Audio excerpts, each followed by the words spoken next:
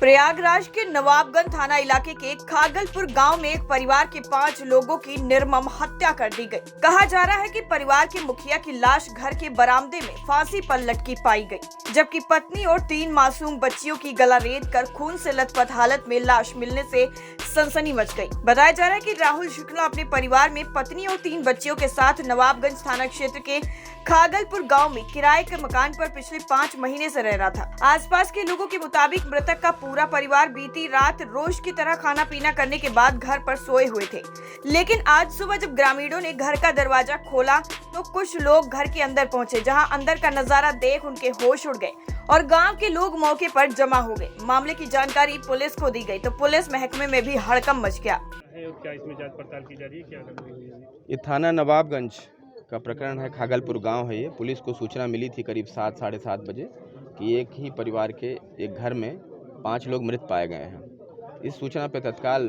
थाना प्रभारी, मैं, पुलिस टीमें, फील्ड यूनिट, डॉग स्क्वाड यहाँ पे मौके पर पहुँचा। सबने जांच पड़ताल की है।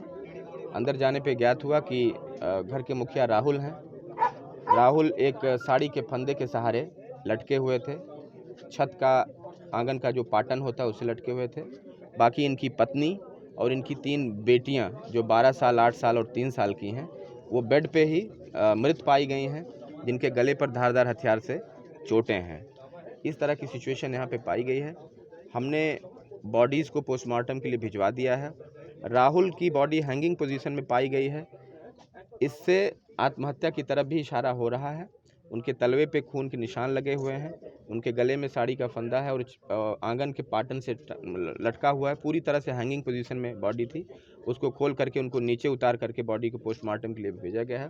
पोस्टमार्टम रिपोर्ट शाम तक आ जाएगी, उससे बिल्कुल क्लियर हो जाएगा। ये पोस्टमार्टम पैनल से करवा रहे हैं हम, सभी के पोस्टमार्टम पैनल से करवा रहे हैं ताकि एकदम पारदर्शी तरीके से हर चीज़ सामने आए। पोस्टमार्टम के बाद ये चीज़ क्लियर हो जाएगा कि राहुल के द्वारा बाकी लोगों के साथ घटना कारित करके स्वयं पे घटना कारित की गई है या कोई थर्ड पर्सन या 2-3-4 लोग आए थे जिन्होंने घटना कारित की है। दोनों ही एंगल इस पे हम लोग काम कर रहे हैं। एंगल अगर कोई थर्ड पर्सन आया होगा तो निश्चित रूप से उसका मर्डर का एंगल होगा, लेकिन अगर ये चीज़ पोस्टमार्टम में आती है, राहुल के पोस्टमार्टम रिपोर्ट के आधार पर अगर ये सुसाइड साबित होता है तो ये साबित हो सकता है कि इनके जो परिवार में कोई परेशानी थी और जिसके कारण से घटना की गई है। हम एकदम ओपन माइंडेड हैं, इन्वेस्टिगेशन कर रहे हैं। इनके जो परिजन यहाँ पे आए, मिसाल के तौर पे इनकी बहन आई और इनके जीजा जी आए, उनका कहना है कि इनका अपने ससुराल पक्ष से काफ़ी विवाद चल रहा था और विवाद बहुत ज़्यादा था और उनको उसी पे आरोप लगा रहे हैं कि ससुराल पक्ष वालों ने ही ये घटना कारित की है। जमीन को लेकर विवाद था।